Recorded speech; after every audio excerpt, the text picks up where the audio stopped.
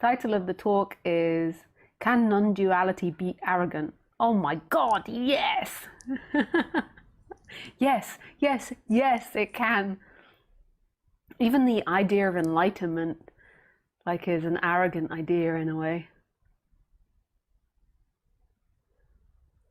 Or can be an arrogant idea. Like, often enlightenment is about you getting something, so you becoming enlightened and you having enlightenment.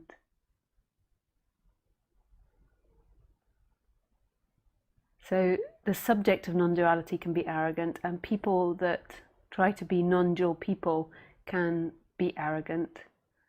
But the essence of non-duality isn't arrogant. So the essence of who you are isn't arrogant at all. It's free. So who are you?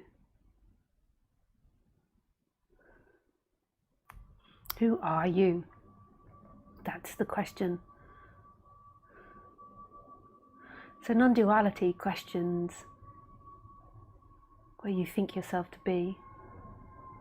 So in typical society, people think that they are someone, so they're an I, and they're in relationship to you. So you might think that I'm sitting here talking to you, and that's how we describe things in language, and there's nothing wrong with that. We don't need to then start going on that we're nobodies or something. In language, that's how we communicate, and that's how our society is set up. But that doesn't mean that that's the ultimate reality or that's the way things are. That's simply the way we're communicating in order to be able to describe something. But if you haven't noticed yet, I'm sure most of you that are listening have, is it's impossible to actually speak about anything. We can only point to things. So the way that we know this sofa is it's not a wall, it's not the table, it's not the chair. We know it as a sofa, and we know it compared to all these other words. So we know a tall table. So say we describe a tall table by the fact that it's not a short table, but the fact that it's a table, it looks a certain way, it has a rectangle top or a circle top or a top with 4 legs, or has legs, and you can put chairs around it. So everything we know is in comparison to something else. We might not think that's the way our language is set up, but our brain is quickly deducting everything and putting words together and creating a meaning. So everybody's meaning of what I say will be different. When I was younger and before I got into this subject, I thought that there were things that were fact and that everybody understood things in that way. I didn't really contemplate the idea that everybody's notion of love is different, everybody's notion of what I'm saying is different, everybody's notion of hate is different, everybody's notion of goodness is different.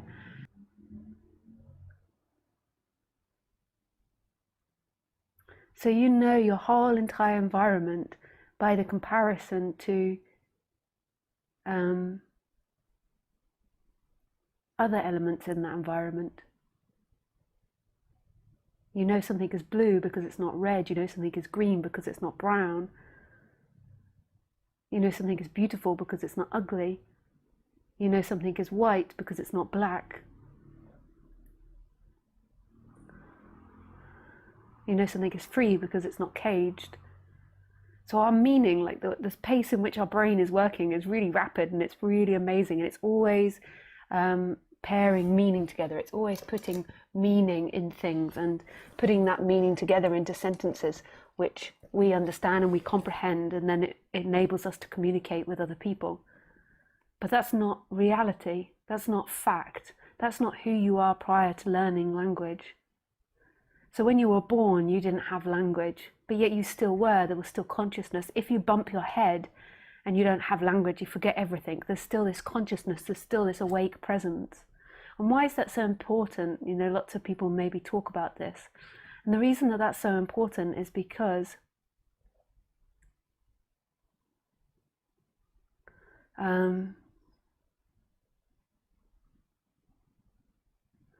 there is something prior to language. So our essence, one thing that you'd say, if we say essence, one quality you'd give it is conscious. Like, we're conscious of this world. We're not like a TV. We have consciousness. We're looking out and we perceive this world. We perceive the sofa. We perceive the table. We perceive the room. So there is consciousness appearing.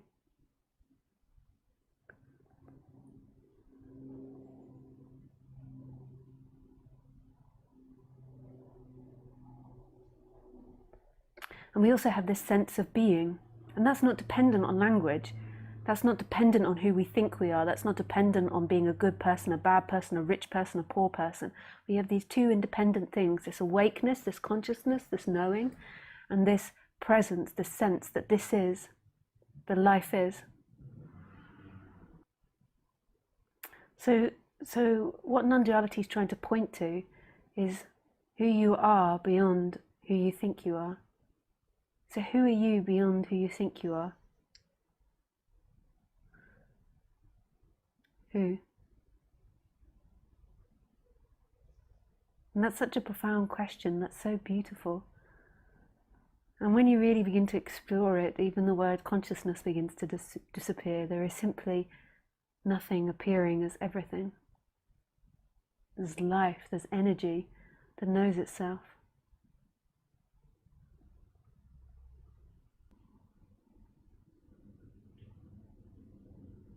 And this consciousness is timeless. This consciousness doesn't move in time. We perceive ourselves as this separate entity with a soul inside the body, and this soul is conscious, and it's something that thinks and has choices and doership, and it came from the past and is going from the future. It came from the gym and it's now listening to Lisa, and then afterwards it's going to go and have its dinner, or it's going to start the day, depending on where you are in the world. But that's not actually who you are. There is this consciousness, this awake presence that's never moved, ever. It's here watching in every instant, experiencing itself. And in that you move, in that the world moves, in that the character moves. The suffering comes when there is the identity with that, the identification with that character. So this like sucking on, it's like, and it takes that story to be who you are. And there's nothing wrong with stories. I love stories. I'm a writer. I love it. But that's not who you are. That's not an experiencer.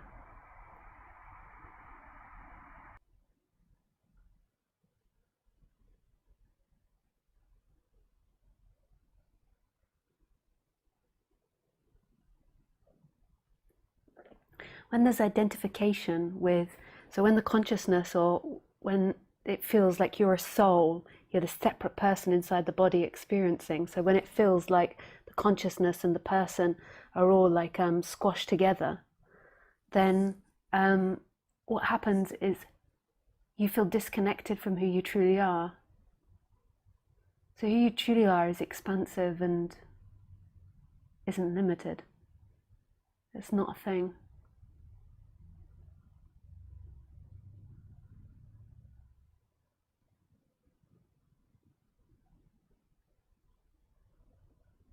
But when you feel like you are limited, then it creates something called seeking. And what this seeking is this seeking to find freedom in the future.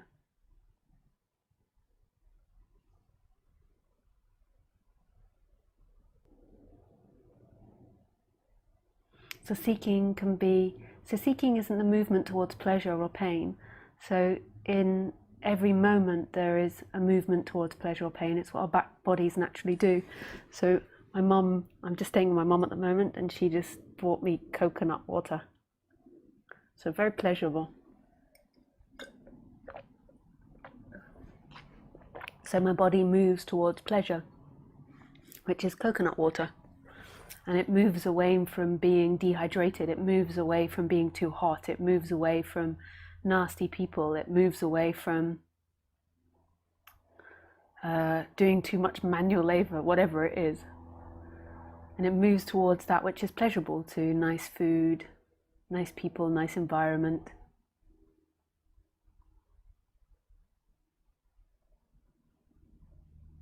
Whatever it might be.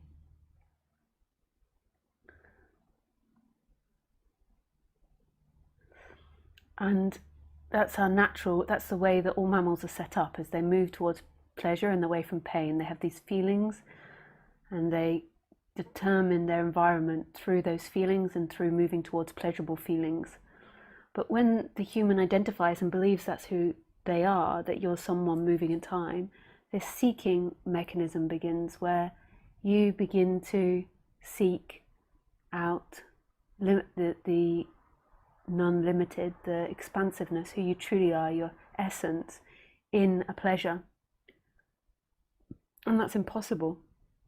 And the way that happens is, so say you have like a really terrible home, and then you inherit some money and you can buy another home, and you've been daydreaming about this for years, that you can buy this particular type of home, and you really fixate on it, and you really like imagine it a lot, and you're really excited about doing that. What can happen in that imagination and in those daydreams is that you begin to believe that you will arrive when you get there, that you'll be happy when you get there. It's like there's too much attachment to that idea. It's nothing wrong with that idea, but there's too much attachment, and it begins to become something that will fulfill you. And it won't, because you'll get the home and then there'll be something else, or something else, or something else. Like, it's endless. You can do it with a lover, you can do it with kids, you can do it with going on holiday, constantly having these milestones that you're going to arrive at, and then you'll be able to relax.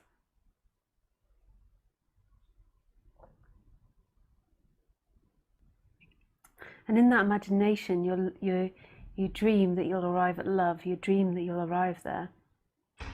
And then that imagination always lets you down, because you're not going to arrive there.